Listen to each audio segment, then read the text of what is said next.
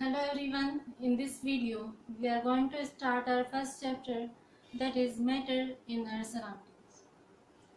इस चैप्टर को स्टार्ट करने से पहले let us know what is chemistry. Chemistry क्या है? Chemistry is a branch of science which concerned with matter, its characteristics, its compositions and its structures. तो science की वो ब्रांच जिसमें हम मैटर को स्टडी करते हैं, that is called chemistry. But ये मैटर क्या होता है? What is this matter all about? वो हम आज इस चैप्टर में डिस्कस करने वाले हैं. So let's start with the definition of matter. Matter क्या है? Matter is anything which occupies space and has mass.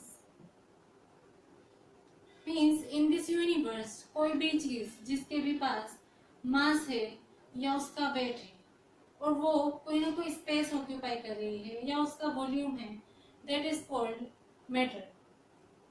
For example water, sugar, sand, pen, table, chair, ये सभी क्या है? These all are matter because they all have mass and they occupy space.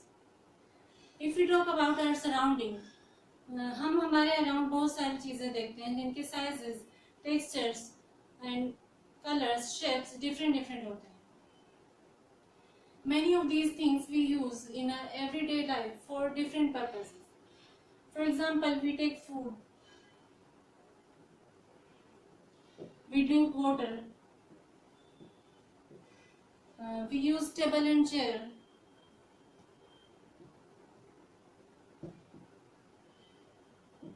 We breathe in air.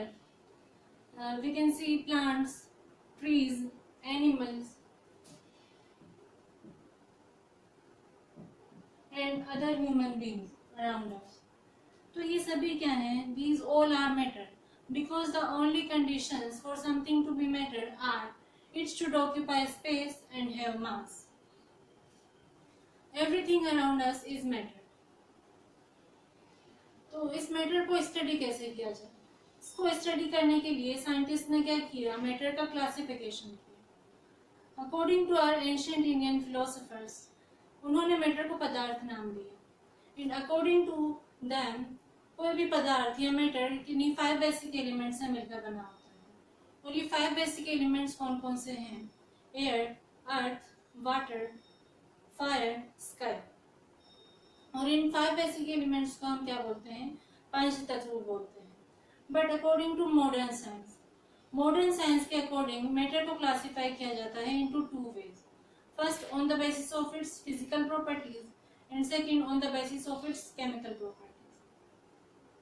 अगर matter को उसकी physical properties के according classify किया जाए तो there are 3 types of matter. First is solids, then liquids and gases. And अगर उसको chemical properties के अकॉर्डिंग मैटर को क्लासिफाई करते हैं तो there are 2 types of matter. First is pure substances and second mixtures.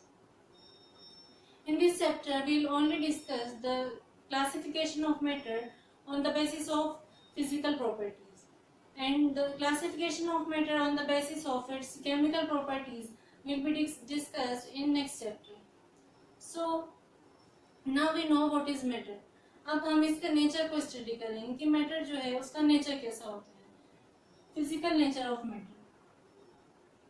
So matter has particulate nature, means matter is made up of small particles, made up of small particles. Everything around us is made up of particles. For example, our table, our chair, this board, this pen, our book, even our body is made up of small particles. And the number of particles in a matter is very, very large. For example, if we talk about a drop of water, और एक बारिश की बूंद, छोटी बूंद की हम अगर बात करें तो it contains about 10 to the power 21 particles of water in it. 10 raised to power 21 means 10 follows by 20 zeros up to 20. From this we can see this is a very large number, जिससे एक matter बना होता है. एक water की drop contains this much number of particles. So इसे हम ये भी इमेजिन कर सकते हैं कि जो पार्टिकल्स होते हैं जिनसे मैटर बना होता है उनकी साइज कितनी छोटी होती है. They are extremely small in size. We can not see them with naked eyes. Even with the help of microscope भी हम उनको नहीं देख सकते. But without seeing them, there are certain evidence which clearly proves that matter is made up of small particles. वो evidence कौन कौन से हैं जो जिनसे हमें ये प्रूव होता है कि मैटर जो है स्मॉल पार्टिकल से मिलकर बना होता है. तो फर्स्ट प्रोसेस तो क्या होता है, दैट इज डिफ्यूजन. डिफ्यूजन हमें ये प्रूव करता है कि जो मैटर है स्मॉल पार्टिकल से मिलकर बना होता है. एंड सेकेंड प्रोसेस है Brownian motion.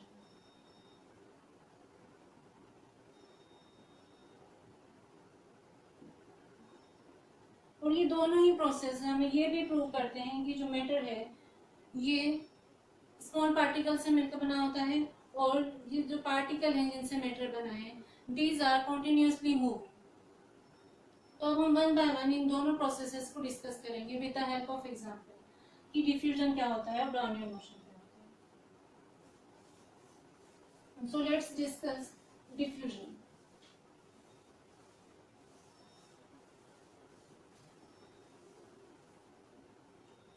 डिफ्यूजन क्या है?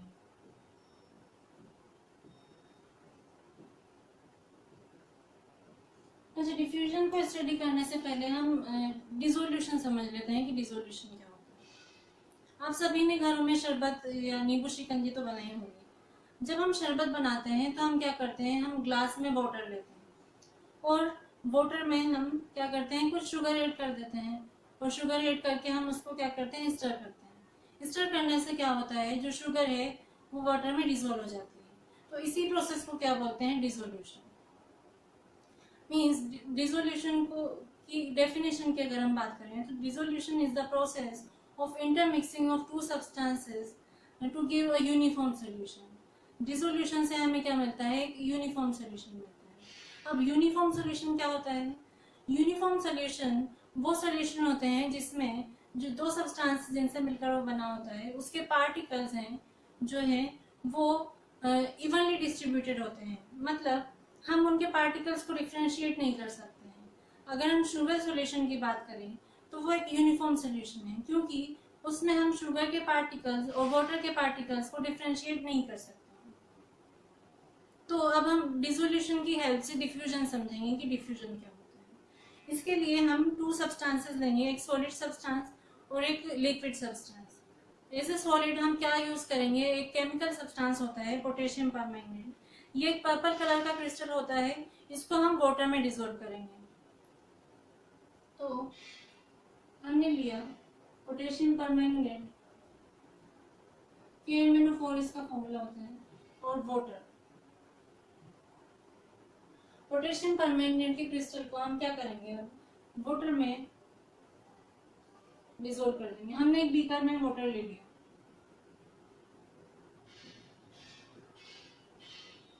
यहाँ पर हमने पोटेशियम परमैंगनेट के क्रिस्टल को उसमें ऐड कर दिया. ये पोटेशियम परमैंगनेट क्रिस्टल है.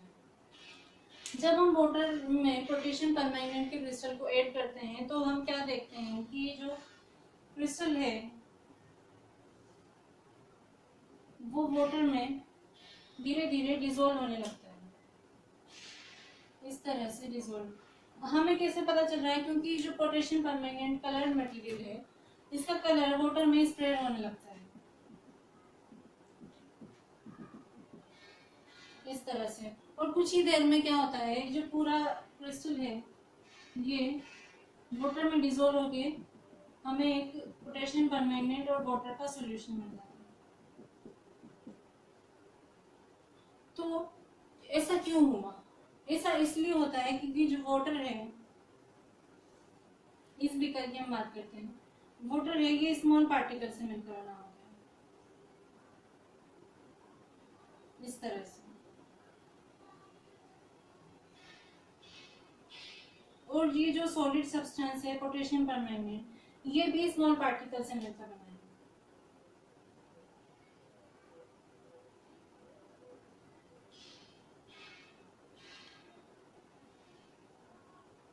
जब हम इसको वाटर में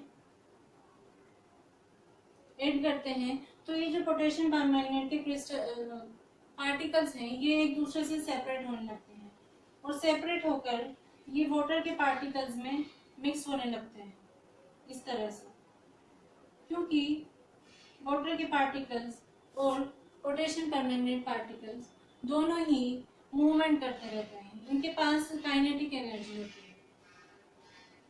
तो ये इस तरह से स्प्रेड होती, ये कलर जो हमें स्प्रेड होता हुआ दिख रहा है वो इसलिए दिखता है क्योंकि ये जो पार्टिकल्स हैं सेपरेट होकर वाटर के पार्टिकल्स के साथ मिक्स होने लगते हैं और ये जब पूरी तरह से सेपरेट होकर वाटर के पार्टिकल्स में इवनली डिस्ट्रीब्यूट हो जाते हैं और इवनली मिक्स हो जाते हैं तो हमें क्या मिलता है, एक यूनिफॉर्म सॉल्यूशन मिल जाता है पोटेशियम परमैंगनेट।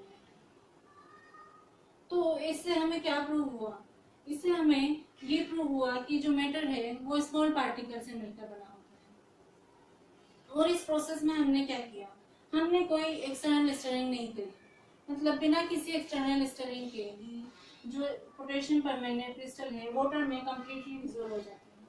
तो वो प्रोसेस जिसमें कोई दो सब्सटेंसेस बिना किसी एक्सटर्नल स्टरिंग के या बिना किसी एक्सटर्नल स्टरिंग के और एक्सटर्नल फोर्स के ही एक दूसरे में इंटरमिक्स होकर हमें यूनिफॉर्म सॉल्यूशन देते हैं, उसको क्या बोलते हैं, डिफ्यूजन।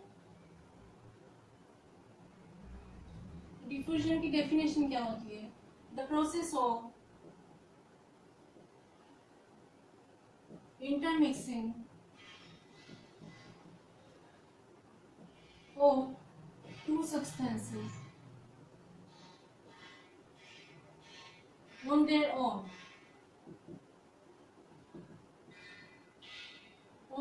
मतलब अपने आप ही बिना किसी एक्सटर्नल स्टरिंग के, to give a uniform solution is called diffusion। तो डिफ्यूजन से हमें क्या कंक्लूजन मिला, diffusion concludes that the particles of matter is made up of particles,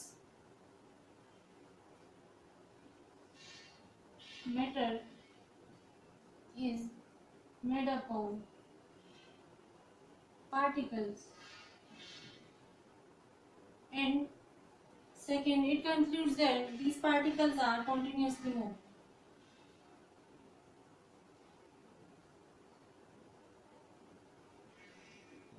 continuously moving।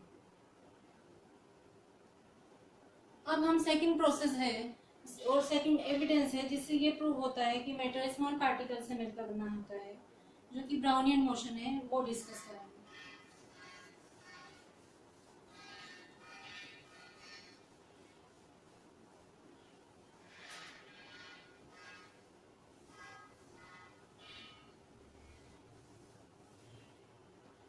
Brownian motion,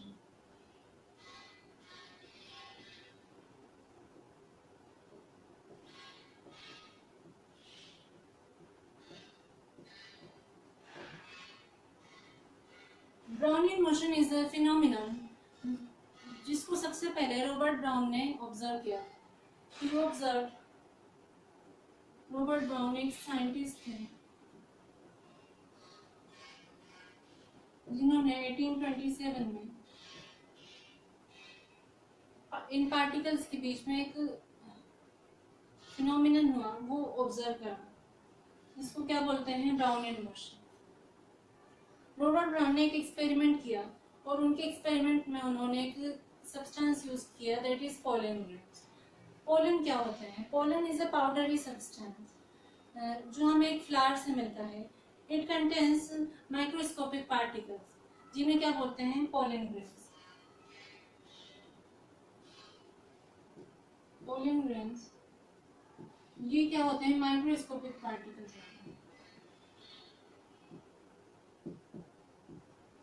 जिनको माइक्रोस्कोप की हेल्प से देख सकते हैं। तो रॉबर्ट ब्राउन ने क्या किया, उन्होंने वाटर लिया और वाटर में इन पोलन ग्रेन्स को, जो माइक्रोस्कोपिक पार्टिकल्स हैं, उनको सस्पेंड कर दिया। आफ्टर सस्पेंडिंग, वो जब माइक्रोस्कोप की हेल्प से इस वाटर को ऑब्जर्व करते हैं, तो what he observe that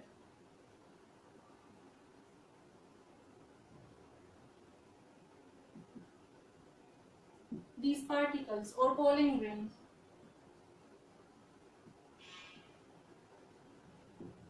were moving rapidly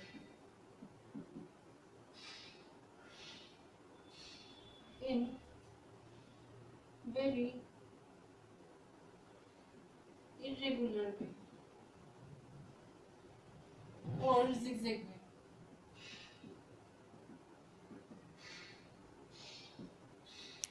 क्या ऑब्जर्व किया रॉबर्ट ब्राउन ने, उन्होंने देखा कि ये जो पोलन ग्रेन्स थे वो वाटर में बहुत ही रैपिडली इरेगुलर वे में और जिगजैग वे में मूवमेंट कर रहे हैं। ऐसा क्यों होगा?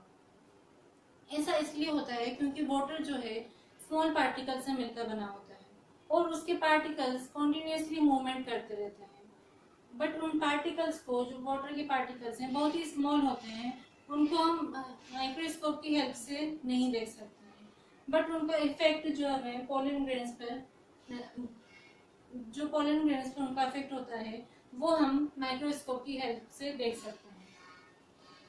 तो ये पोलन ग्रेन्स मूवमेंट क्यों शो करते हैं? ये इसलिए शो करते हैं क्योंकि जब पोलन ग्रेन्स को वाटर में सस्पेंड करते हैं तो इनका वाटर के पार्टिकल्स के साथ कोलिजन होता है और इस कोलिजन से ये इस तरह से जिगजैग मूवमेंट शो करते हैं। ये एक पोलन ग्रेन है, ये इस तरह से जिगजैग मूवमेंट शो करता है वाटर में,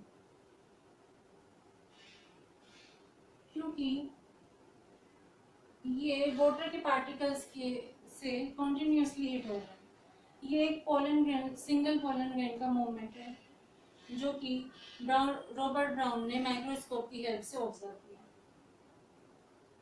और रॉबर्ट ब्राउन ने एक और चीज ऑब्जर्व करी उनके एक्सपेरिमेंट में, जब उन्होंने नॉर्मल वाटर की जगह वार्म वाटर यूज करा। पहले उन्होंने उनके एक्सपेरिमेंट में नॉर्मल वाटर में पोलन ग्रेन्स को सस्पेंड किया था। जब उन्होंने वार्म वाटर यूज करा तो उन्होंने क्या देखा, जो मूवमेंट है पोलन ग्रेन्स का वो और फास्ट हो जाता है। तो इससे हम ये कह सकते हैं कि Brownian motion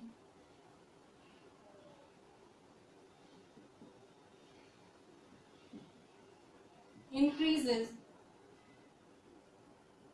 on increasing the temperature।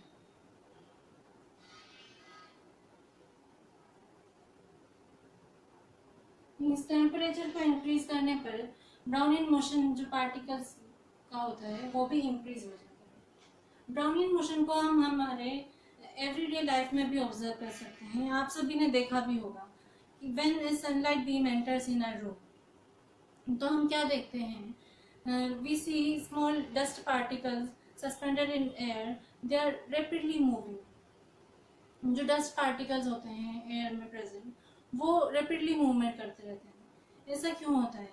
ऐसा इसलिए होता है क्योंकि हमारे सराउंडिंग्स में और हमारे रूम में एयर प्रेजेंट होती है और उसके पार्टिकल्स बहुत ही स्मॉल होते हैं जिनको हम नेकेड आई से नहीं देख सकते हैं। बट उन पार्टिकल्स के बीच में बहुत फास्ट मूवमेंट होता रहता है और उस मूवमेंट की वजह से जब डस्ट पार्टिकल उसमें सस्पेंडेड होते हैं तो उनका वाटर गैसेस पार्टिकल्स के साथ मूवमेंट होता कोलिजन होता रहता है और उस कोलिजन की वजह से जो डस्ट पार्टिकल्स हैं हमें मूवमेंट करते हुए नजर आते हैं।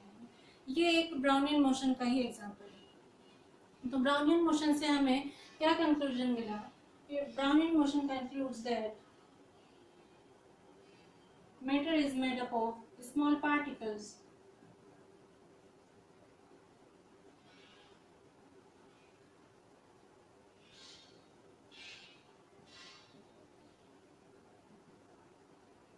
and it also concludes that the particles of matter जिनसे मैटर बना होता है are continuously moving.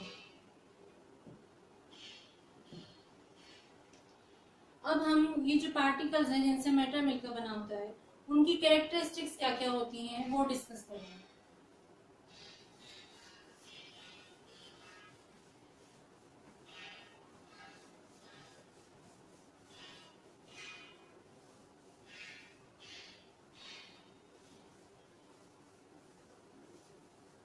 The characteristics of particles of matter.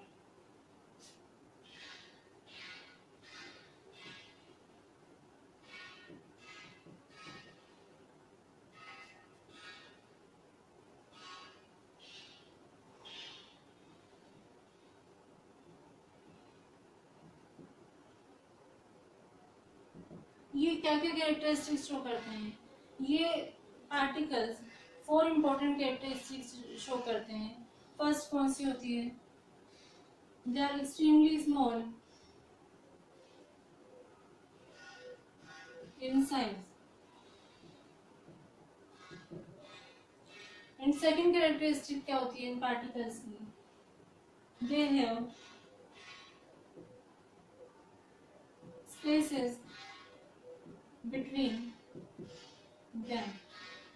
And third characteristic ये शो करते हैं they are continuously moving, means ये कॉन्टिन्यूसली मूवमेंट करते रहते हैं। इन फोर्थ कैरेक्टरिस्टिक है इन पार्टिकल्स की, दे अट्रैक्ट ईच अदर।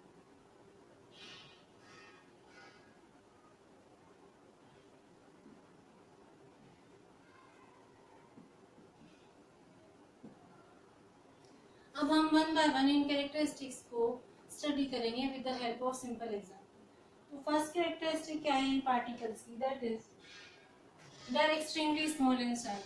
इसको हम एक एग्जांपल की हेल्प से समझेंगे और उस एग्जांपल के लिए हम एक्टिविटी करेंगे। और उस एक्टिविटी के लिए हम क्या यूज करेंगे? हम पोटेशियम परमैंगनेट क्रिस्टल, जो कि हमने प्रीवियस एक्सपेरिमेंट में भी यूज किया था, वो यूज करेंगे और उसको हम वाटर में डिसोल्व करेंगे। तो फर्स्ट कैरेक्टरिस्टिक को कैसे प्रूव कर सकते हैं? इसके लिए हमने लिया एक KMnO4, पोटेशियम परमैंगनेट होता है, ये एक पर्पल कलर का क्रिस्टल है, और क्या लेते हैं हम? वाटर।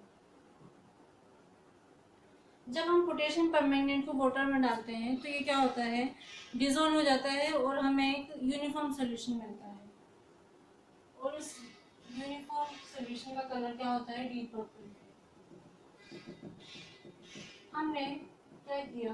पोटेशियम परमैंगनेट के दो तीन क्रिस्टल्स को वाटर में ऐड कर दिया और ऐड करने पर ये डिसॉल्व हो गए और हमें क्या मिला? एक डीप पर्पल कलर का सॉल्यूशन मिल गया। सपोज ये बीकर है, इसमें हमारे पास डीप पर्पल कलर सॉल्यूशन है। अब हम क्या करेंगे? इस सॉल्यूशन को धीरे धीरे डाइल्यूट करते जाएंगे। डाइल्यूट करना मतलब जिस भी सॉल्यूशन में हम जब सॉल्वेंट की क्वांटिटी को बढ़ा देते हैं या वाटर ऐड कर देते हैं तो क्या होता है? उसको हम डाइल्यूट करते हैं। तो डाइल्यूट कैसे करेंगे हम क्या करेंगे? हमने ये कॉन्सेंट्रेटेड सॉल्यूशन है हमारे पास डीप पर्पल कलर का, इसमें से हम 10 ml ले लेते हैं। इसका हमने 10 ml लिया और उसमें हम 90 ml वाटर ऐड कर देते हैं। मीन्स हमने सॉल्वेंट की क्वांटिटी को बढ़ा दिया। तो 90 ml वाटर ऐड करने पर क्या किया? हमने इसको डाइल्यूट कर दिया, तो इसका जो कलर है वो लाइट हो जाता है। ये तो हमारे पास डीप पर्पल कलर सॉल्यूशन है। अब हमें क्या मिलेगा? पर्पल कलर सॉल्यूशन मिलता है। अब हम इसको फर्दर डाइल्यूट करेंगे।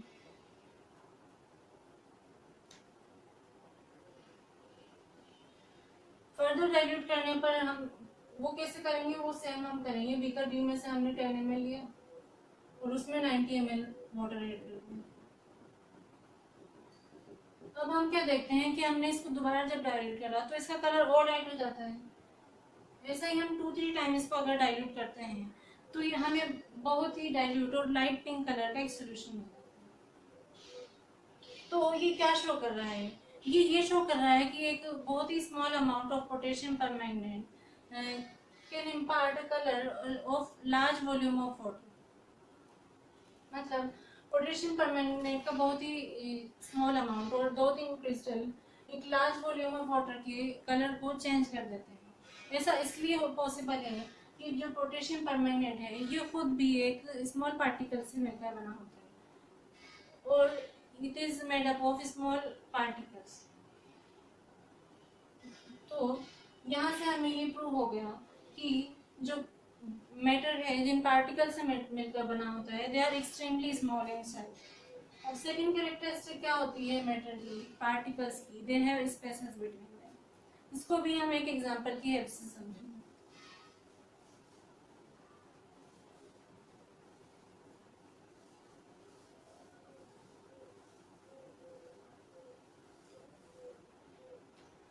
मैटर के पार्टिकल्स के बीच में स्पेसेस को हम एक एक्टिविटी की हेल्प से समझेंगे और उस एक्टिविटी के लिए हम 2 सब्सटेंसेस यूज करेंगे। एक तो हम लेंगे वाटर और एक क्या लेंगे शुगर। वाटर में हम क्या करेंगे, शुगर को डिसॉल्व करेंगे। देखते हैं क्या करते हैं। Water and sugar. अब हम क्या करेंगे, एक बीकर में हमने लिया 100 ml वाटर लेंगे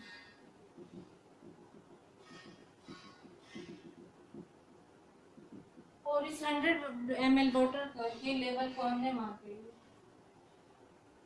with the help of marker. ये 100 ml वाटर का लेवल है।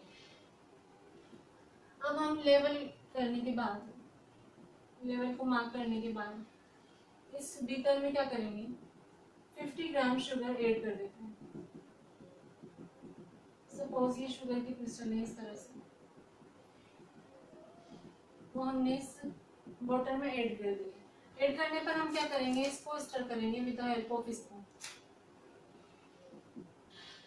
तो स्टर करने पर क्या होगा, ये शुगर वाटर में डिसॉल्व हो जाएगी और हमें क्या मिलेगा, एक यूनिफॉर्म सॉल्यूशन मिल जाएगा, sugar solution.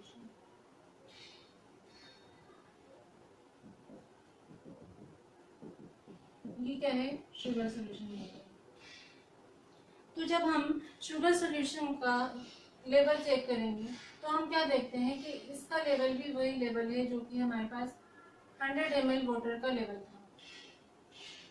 Means 50 gram sugar 100 ml water में ऐड करने पर भी उसका वॉल्यूम जो है वो चेंज नहीं होता है। ऐसा क्यों होता है, ऐसा इसलिए होता है क्योंकि जो वाटर है ये पार्टिकल से मिलकर बना होता है और इस पार्टिकल, ये जो पार्टिकल्स हैं वाटर के, ये टाइटली पैक्ड नहीं होते हैं। मीन्स इनके बीच में स्पेसेस होते हैं, दे आर समवॉट लूज। जब हम उसमें शुगर के पार्टिकल्स को, शुगर ऐड करेंगे तो शुगर भी क्या होती है, पार्टिकल से मिलकर बनी होती है। तो ये शुगर के पार्टिकल्स, इन ये जो स्पेसेस हैं इनके बीच में स्पेस अकोमोडेट कर लेते हैं। मीन्स जो वाटर में स्पेसेस थे पार्टिकल्स के बीच में, they are accommodated by the particles of sugar. तो इससे हमें ये क्लियरली प्रूव हो गया कि जो मैटर जिन पार्टिकल से मिलकर बना होता है उनके बीच में स्पेसेस पाए जाते हैं। अब थर्ड कैरेक्टरिस्टिक क्या है,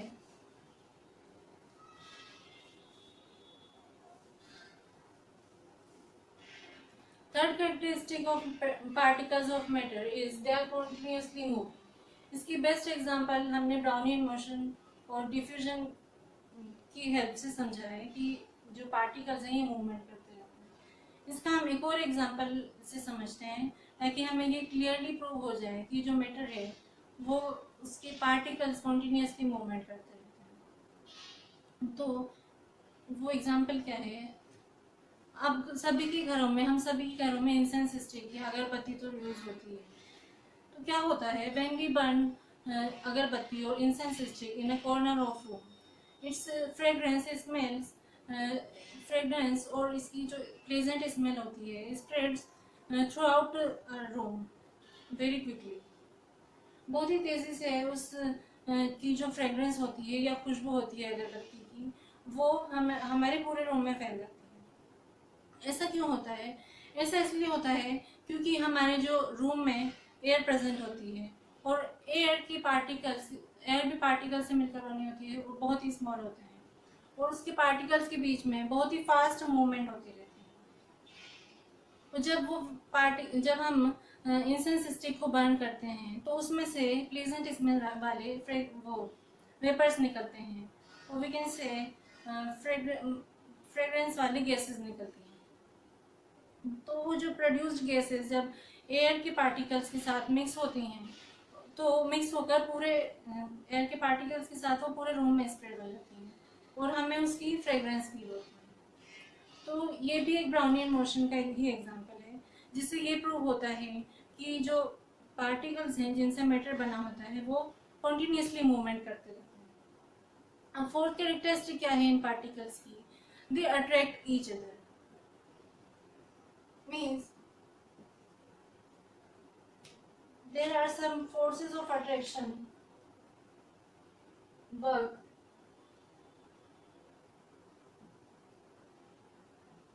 there are some forces of attraction between the particles of matter। और इन फोर्स ऑफ अट्रैक्शन को क्या बोलते हैं? कोहेशन और कोहेसिव फोर्सेस। ये जो फोर्स ऑफ अट्रैक्शन होते हैं पार्टिकल्स के बीच में, ये अलग अलग सब्सटेंसेस में अलग अलग होते हैं। इसको हम एक एग्जांपल की हेल्प से समझेंगे। हम 3 अलग अलग सब्सटेंसेस हैं और वो सब्सटेंसेस कौन कौन से हैं? फॉर एग्जांपल हम लेते हैं ए पीस ऑफ कोल।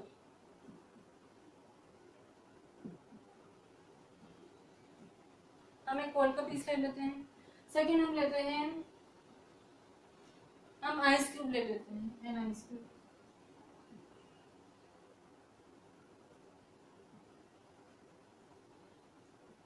और थर्ड हम लेंगे, हम आयरन ले लेते हैं।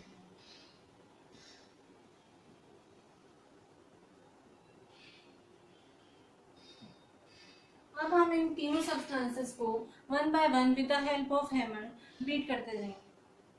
तो जब हम सबसे पहले कोल के पीस को अगर हम बीट करते हैं with the help of hammer, तो वो क्या होता है? वो ब्रेक हो जाता है बीट करने पर, स्मॉल पीसेस में ब्रेक हो जाएगा कोल। और जब हम आइस क्यूब को ब्रेक करेंगे और आइस क्यूब को बीट करेंगे, तो हमें इसको ब्रेक करने के लिए थोड़ा सा फोर्स ज़्यादा लगाना पड़ेगा, हमें थोड़ी सी इश्यू आएगी। तो क्या मतलब इसमें इसको बीट करने के लिए हम थोड़ा सा फोर्स ज़्यादा लगाएंगे हैमर पे, बट ये ब्रेक हो जाएगा स्मॉल पीस।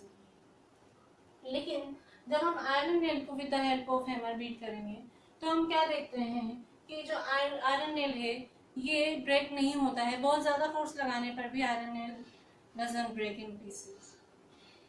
तो इससे क्या प्रूव हुआ कि इन सभी सब्सटेंसेस के बीच जो जिन पार्टिकल से बने हैं, इन सभी सब्सटेंसेस के पार्टिकल्स के बीच में कोई ना कोई फोर्स ऑफ अट्रैक्शन वर्क कर रही है, और ये फोर्स ऑफ अट्रैक्शन इन तीनों में अलग अलग है।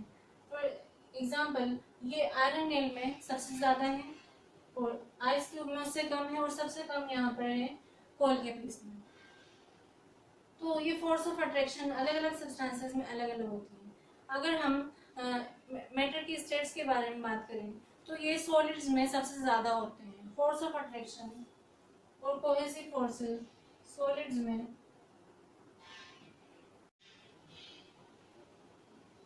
एंड गैसेस में ये मिनिमम और नेग्लिजिबल होते हैं। इसको हम ऐसे भी समझ सकते हैं कि हम एयर में हमारे हैंड को इजीली मूव कर सकते हैं, बट क्या हम वाटर में हमारे हैंड को इजीली मूव कर सकते हैं?